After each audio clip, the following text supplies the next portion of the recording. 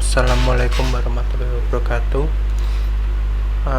Salam sejahtera bagi kita semua. Om Swastiastu, Namo Buddhaya. Perkenalkan, nama saya Hieronimus Guritno Andi Satrio dari tim KKN PPM untuk Kecamatan Palian. Pada kesempatan hari ini saya akan mensosialisasikan tentang zat aditif pada makanan cepat saji dan dampaknya bagi kesehatan. Yang pertama adalah pengertian zat aditif. Zat aditif adalah zat aditif pada makanan adalah zat atau bahan kimia yang ditambahkan ke dalam produk makanan yang memiliki tujuan untuk meningkatkan kualitasnya sehingga makanan tetap segar dengan penampilan warna, aroma, dan tekstur yang menarik. Zat aditif ini biasanya terlepas dari bumbu dan bahan-bahan untuk makanan. Jadi untuk sebagai peningkat rasa dan penampilan, jadi digunakanlah zat aditif seperti itu. Biasanya yang digunakan zat aditif untuk sehari-hari itu kita mengenal MSG atau micin, lalu Royco yang kaldu buatan seperti itu tuh termasuk zat aditif. Di Indonesia, zat aditif pada makanan disebut dengan istilah bahan tambahan pangan. Lalu pengertian makanan cepat saji. Makanan cepat saji atau makanan siap saji adalah istilah yang untuk makanan yang dapat disiapkan dan dilayangkan dengan cepat. Makanan kemasan dan hidangan cepat saji biasanya mengandalkan berbagai zat tambahan untuk meningkatkan cita rasa serta kualitas tampilan, sekaligus memperpanjang masa simpan di toko. Makanan siap saji ini kalau untuk yang kita tahu mungkin seperti olive fried chicken atau rocket chicken, yang kalau yang di perkotaan itu ada McD, ada KFC seperti itu.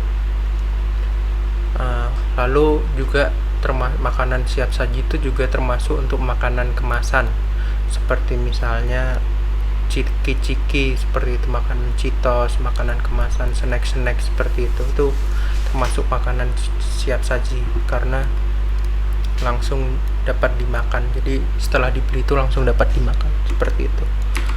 Ini contoh makanan dari cepat saji itu biasanya olive fried chicken, KFC, Cheetos itu makanan cepat saji seperti itu.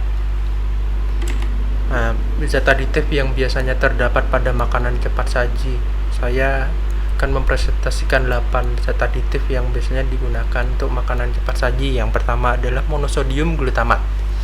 Monosodium glutamat alias micin adalah zat aditif yang digunakan sebagai penyedap rasa makanan.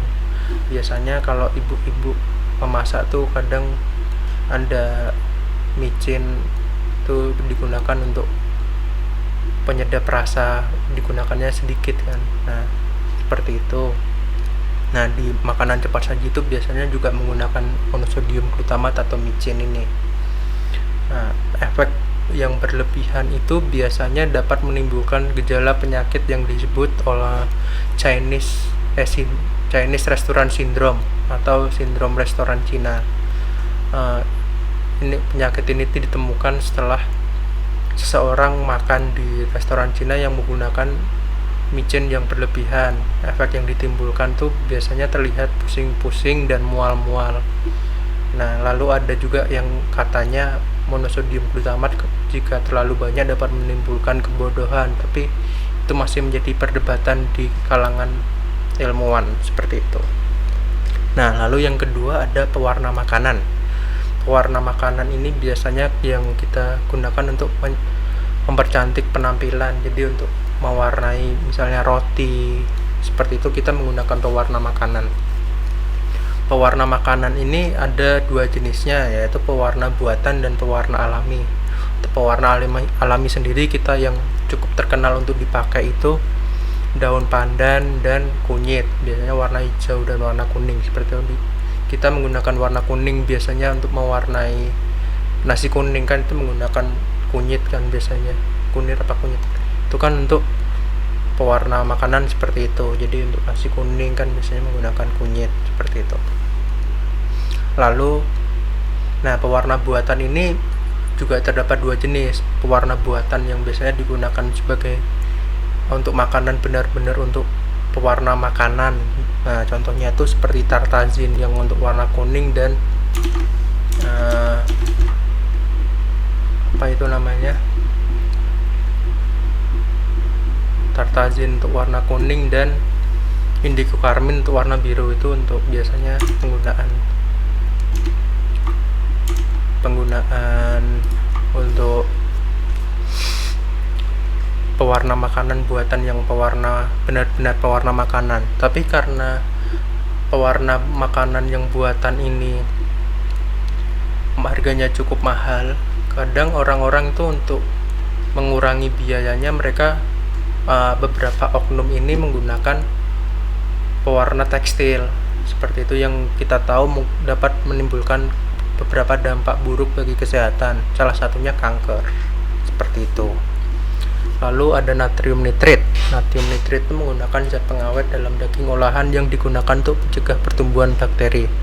Nah, kalau natrium nitrit ini biasanya kalau kita membeli kornet kalengan itu biasanya menggunakan natrium nitrit untuk zat pengawet. Nah, sebenarnya jika diolah dengan benar itu tidak menimbulkan masalah, tapi ada penelitian yang mengatakan bahwa natrium nitrit ini jika dipanaskan dengan suhu yang cukup tinggi dapat berubah menjadi nitrosamin. Nah, nitrosamin ini dikenal sebagai zat penyebab kanker usus besar, kanker payudara, kanker kandung kemih, dan juga kanker perut seperti itu. Nah, jadi disarankan untuk proses daging segar sendiri untuk menurunkan resiko penyakit kanker. Jadi misalkan kemarin mungkin ibu-ibu atau bapak-bapak sekalian mendapat daging sapi setelah kurban, idul kurban seperti itu, lebih baik dikonsumsi dan diolah sendiri seperti itu. Lalu ada yang keempat, ada perasa buatan. Perasa buatan ini biasanya kita temukan dalam minuman-minuman yang ada rasanya seperti contoh Nutrisari atau Marimas seperti itu, biasanya menggunakan beberapa diantaranya menggunakan perasa buatan. Nah, dampaknya bagi kesehatan itu jika dikonsumsi secara berlebihan dapat mengurangi produksi sel darah merah. Lalu jika perasa buatan tertentu seperti coklat dan stroberi memiliki efek racun pada sel sumsum tulang seperti itu. Jadi mungkin untuk minuman lebih baik menggunakan perasa sendiri. Jadi mungkin bisa buah-buahan yang dibuat jus itu mungkin lebih sehat daripada membeli minuman buah yang menggunakan perasa buatan seperti itu.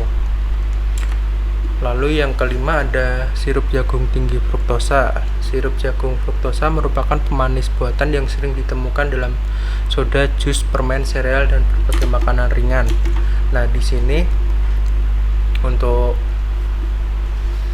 penelitian membuktikan bahwa bahan ini dapat meningkatkan resiko obesitas dan diabetes jika dikonsumsi dalam porsi berlebihan. Lalu zat ini juga dapat memicu peradangan dalam sel yang bisa menimbulkan beberapa penyakit serius seperti penyakit jantung dan kanker. Jadi jika sebagai gantinya mungkin bapak atau ibu bisa memilih makanan dan minuman tanpa gula buatan tambahan, atau juga bisa menambahkan madu murni sebagai pengganti gula yang lebih sehat seperti itu. Lalu yang selanjutnya kita ke pemanis buatan. Nah, pemanis buatan seperti aspartam, sakarin, dan lainnya banyak digunakan dalam makanan dan minuman manis rendah kalori. Pemanis buatan ini sebenarnya adalah salah satu alternatif untuk orang-orang yang diabetes. Jadi untuk menjaga kadar gula darahnya biasanya minumannya dibuat gula buatan dengan aspartam atau sakarin seperti itu malah tapi jika dikonsumsi berlebihan juga tidak baik. Jadi untuk dikonsumsi secukupnya saja, seperti itu. Lalu yang selanjutnya itu ada natrium benzoat. Natrium benzoat adalah zat aditif pada makanan asam serta minuman bersoda. FDA atau Badan Keamanan Obat dan Pangan milik Amerika Serikat telah menyatakan natrium benzoat aman untuk dikonsumsi, tapi juga memiliki dampak jika dikonsumsi secara berlebihan. Nah, di sini beberapa penelitian menunjukkan kombinasi natrium benzoat dan pewarna makanan buatan dapat meningkatkan kecenderungan hiperaktivitas pada anak.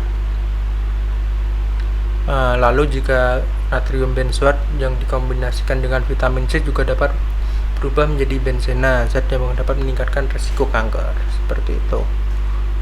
Jadi mungkin Bapak dan Ibu bisa menghindari makanan dan minuman yang mengandung enzim benzoat, natrium benzoat, benzena atau benzoat yang dikombinasikan dengan vitamin C seperti asam sitrat atau asam ascorbat. Jadi untuk pembelian minuman itu mungkin bisa dicek dulu di bagian putih di tabel